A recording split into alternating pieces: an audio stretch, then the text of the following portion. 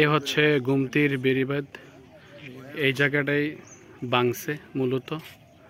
এগুলো ছিল বসত বাড়ি, এগুলো এটি বসত ছিল, এটা বসত, এগুলো বসত বাড়ি ছিল। এই যে এগুলো বসত ছিল, এটা একটা বসত, এটা একটা বসত ছিল, এগুলো সব বসত বাড়ি ছিল। এগুলোকে বাইঙ্গা সুইরা দুমড়ায় মুচড়ে নিয়ে গেছে পানি, কোনো কিছুই নাই, সবই শেষ।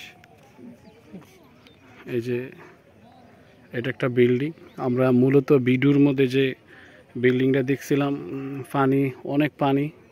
এই বিল্ডিংটা এটা দাঁড়ায় আছে, এদিকে সব শেষ বাইং।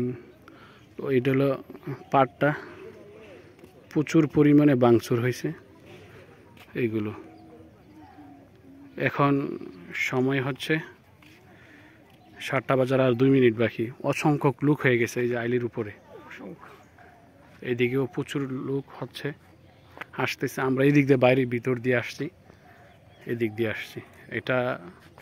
এগুলো খুব সুন্দর জাঁকজমক বাড়ি করছিল, এগুলো পানি নিয়ে গেছে।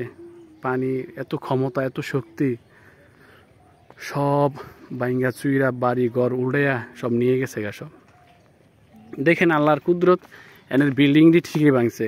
এখানে কিন্তু টিনের ঘর, এই যে টিনের ঘর, টিনের ঘরগুলো ঠিক আছে। আবার এই টিনের ঘরের ওই পারে গিয়েও টিনের ঘর নাই, ভাঙছে চুরছে, নিয়ে গেছে গা।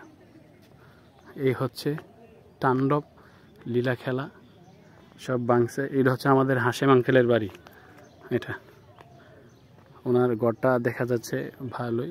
আর এটা হচ্ছে RTV সাংবাদিক গোলাম কিবরিয়া, আপনারা সকলেই চিনেন ওনাকে, চিনে থাকেন।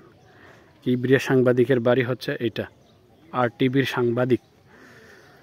আর এটা হচ্ছে দুদু মরুভূমির মতো হয়ে গেছে অলরেডি। জমি জামা কার কোনটা এটার কোনো চিনার কোনো উপায় নাই, সব সমান হয়ে গেছে।